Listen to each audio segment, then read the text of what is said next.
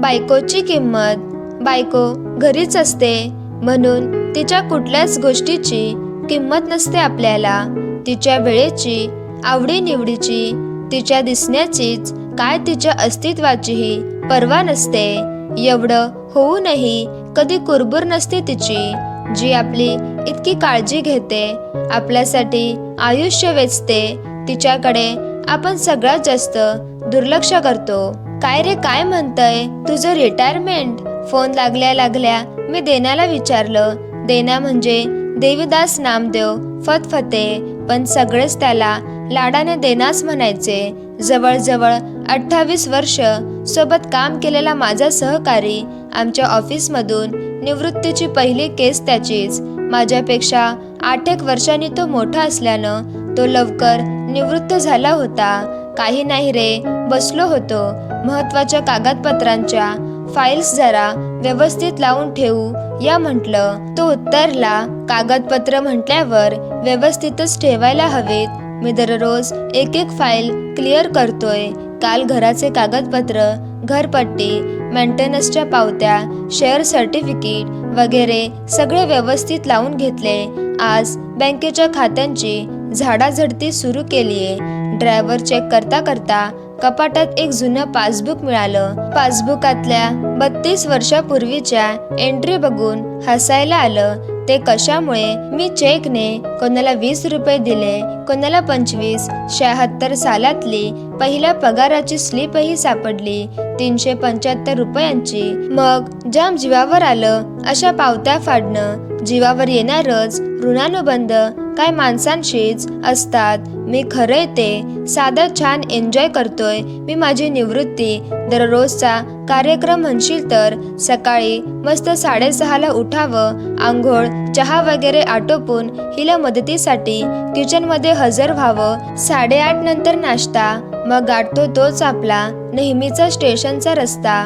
नोकरी धंद्याला जाणारे नेहमीचे लोक भेटतात, बरं वाटतं. तासाभरानं रमत गमत, कधी भाजी, कधी छोटा मोठा किराणा घेऊन, तेही बायकोनं दिलेल्या लिस्ट प्रमाणे. बरं जाम गडबड होते. दोनदा चेक केलं तरी काहीतरी विसरतोच आपण. तेव्हा हिचा पारा असा चढतो ना, बघण्यासारखं एक एक. बाहेरून आलं की हिला जरा भाजी वगैरे कापून द्यावी. मग 11 ते 1 तुझी वहिनी हार्मोनियमच्या क्लासला जाऊन येते. ती आली की जेवण, मग पुढचं आपलं आहेच. एकंदरीत बोर होत नाहीये तर मी बोर 2-4 वर्षात तरी नाही होणार.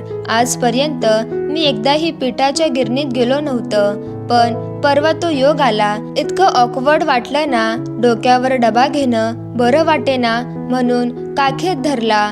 मिनिटांवरच्या गिरणीपर्यंत जाता जाता डबा 2दा हातातून सटकला. तिसऱ्यांदा पडलाच. गहू सांडताच राहिले. माझी धडपड पाहून गल्लीतल्या टपरीवरची 4 टळकी आली धावत. त्यातल्याच दोघांनी, काय काका, साधा डबा धरता येत नाही असं म्हणून माझी टांग खेचणं केलं सुरू. मलाही त्यांची फिरकी घ्यावी वाटली. म्हटलं, बोलू नका, काखेत धरून गिरणीपर्यंत नेऊन दाखवा असं म्हटल्यावर कसंनुसं हसायला लागले. मग मी विचारलं. त्यातलाच एक पुढे आला. पठ्ठा 4च पावलं चाललं असेल की त्याच्या हातूनही डबा धप्पदिशी पडला. डब्याचा घेर मोठा होताना गहूही सांडले. खी करून बाकी 3 त्याला चिडवू लागले. गण्या काकांपेक्षा तुलाच म्हातारा म्हणायला पाहिजे. मीही मनोसक्त हसलो. अख्खा गल्लीत तमाशा झाला, पण पोरांची मस्ती मात्र जिरली. त्या दिवसापासून बायकोला सांगून टाकलं, पुढच्या वेळी गिरणीत मी दिवसा जाणार नाही म्हणून. बोलता बोलता तो एकदम भावूक झाला. बरं वहिनी, काय म्हणताहेत? मी विषय बदलला. तीच तर म्हणते, आपण फक्त ऐकायचं. कालचीच गोष्ट घे. जरा बसलो होतो पेपर चाळत. तो हिने ढिगभर कपडे टाकले पुढ्यात. मोजले तर 20 होते. मोजता काय, इस्त्री करा. वरून फरमान, एवढ्या कपड्यांना तू घरी इस्त्री केली? मी आश्चर्यानं विचारलं. काय करणार, इस्त्री न करण्याचं एक्सक्यूजच नव्हता ना. पुढे तर एक म्हणून तो पुन्हा बोलू लागला. इस्त्री झाल्या ठेवले 80 रुपये तिने माझ्या हातावर. ही घ्या तुमची कमाई. संध्याकाळी मस्त आईस्क्रीम खाऊन या. छान काम केल्याचा काहीतरी फायदा. आपण नुसता फायदा तोटाच बघतो म्हणजे मी सांगतो असंच एके दिवशी तिला सहज म्हटलं, दात जरा व्यवस्थित घासत जा, पिवळे दिसतायत. पुरेसा वेळच मिळत नाही हो. ती वेळ मिळत नसतो, काढायचा असतो.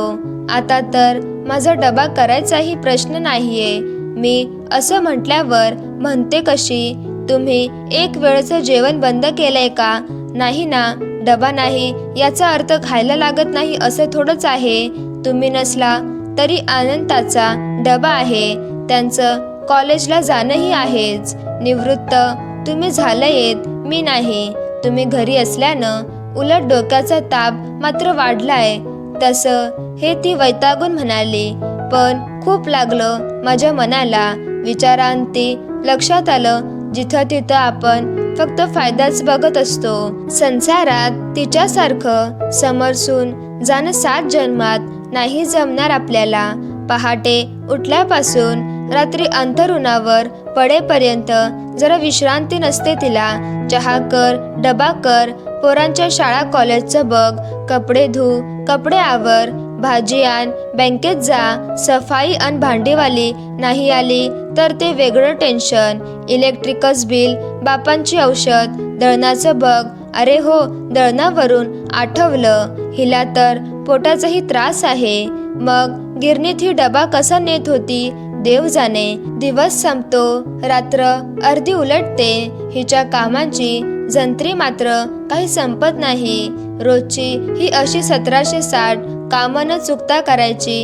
या सगळ्या गोंधळात स्वतःचे केस विंचरायलाच काय रोजचा पेपर चाळायलाही तिला सवड मिळत नाही. जगातली बित्तम बातमी कळावी म्हणून चॅनल साफक करीत असतो, पण घरात गहू संपले का तांदूळ याचा आपल्याला पत्ताच नसतो.